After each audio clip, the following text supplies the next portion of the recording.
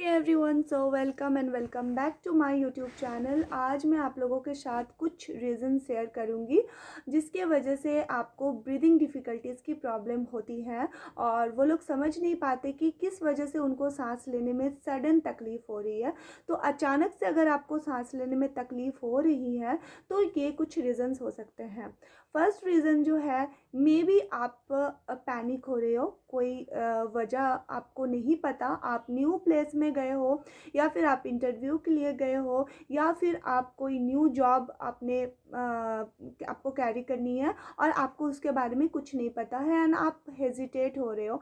तो हेजिटेशन के कारण आपको ब्रीदिंग डिफ़िकल्टी हो सकते हैं, आपको सांस लेने में तकलीफ़ हो सकती है और सांसें बहुत लंबी भी नहीं होंगी, शॉर्ट भी नहीं होंगी, लेकिन आप ज़ोर ज़ोर से सांस लोगे तो ये अंदर जो डर होता है, डर की वजह से, पैनिक अटैक की वजह से हमें सांस लेने में प्रॉब्लम होती है, ब्रीदिंग डिफ़िकल्टीज़ होते हैं। तो ये रीज़न वन। अगर ऐसा होते हैं तो आप बिल्कुल काम हो जाओ, आपको डरने की घबराने की ज़रूरत नहीं है। अगर कुछ टाइम के लिए आप एकदम शांत हो जाओगे, काम हो जाओगे, तो आपको आपकी जो सांस लेने में तकलीफ़ हो रही है वो धीरे धीरे कम हो जाएंगे। जितना आप पैनिक होगे, एंजाइटी में रहोगे, आपको सांस लेने में प्रॉब्लम होगी। तो सेकेंड जो रीज़न है वो हो सकता है एसिडिटी।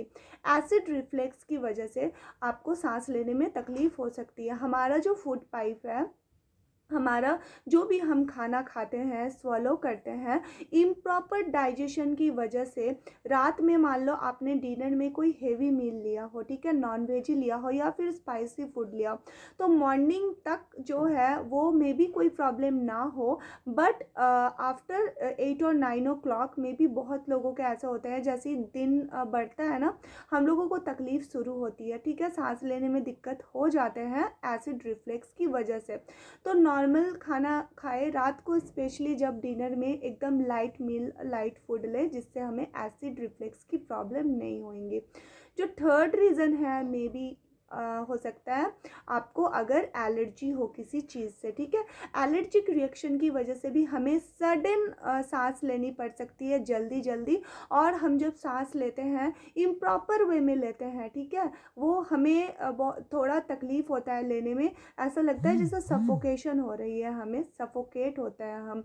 तो ये रीज़न हो सकता है एलर्जी की वजह से। मे बी ये हो सकता है किसी पर्टिकुलर फूड्स की वजह से, या फिर हो सकता है कि आप जिस जगह पे हो वो बहुत पल्यूटेड एरिया हो, पल्यूशन की वजह से डस्ट पार्टिकल जो है वो हमारे नोज़ से, हमारे माउथ से हमारे बॉडी में इंटर कर जाता है और फिर हमें सांस लेने में तकलीफ़ होती है, ठीक है।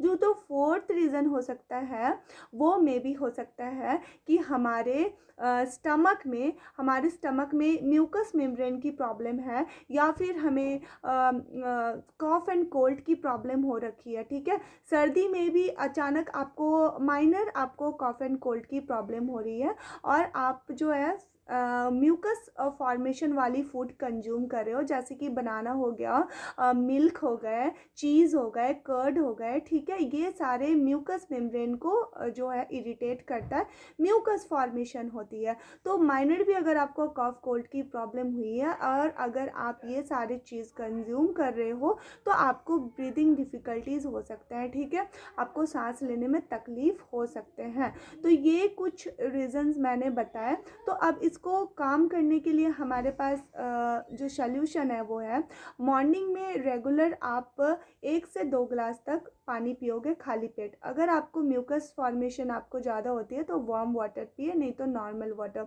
और सेकंड थिंग, आपको ब्रीदिंग एक्सरसाइज रेगुलर करनी है 5 से 10 मिनट।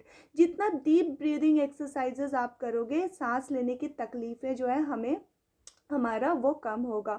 जो थर्ड है वो है, हमें ग्रीन लीफी वेजिटेबल्स जो है वो ज़्यादा कंज्यूम करनी है। जो अगर नॉन वेज आप डेली लेते हो तो उसको स्किप करके आप वीक और मंथ में ले सकते हो, लेकिन ग्रीन लीफी वेजिटेबल्स और fruits, specially yellow and red fruits जो एंड वेजिटेबल्स जो होता है ना, वो सारे, जैसे कि कैप्सिकम हो गए, बीट रूट हो गए, ठीक है, तो ये सारे ना टॉक्सिक जो है हमारे बॉडी में वो आउट करते हैं, स्पेशली पोमोग्रेनेट जूस। तो ये सारी चीज़ कंज्यूम करो, आपको ब्रीदिंग एक्सरसाइज करो, इससे आपको बहुत रिलीफ मिलेंगे और आपको सांस लेने में तकलीफ़ हो रही है तो वो नहीं होंगी।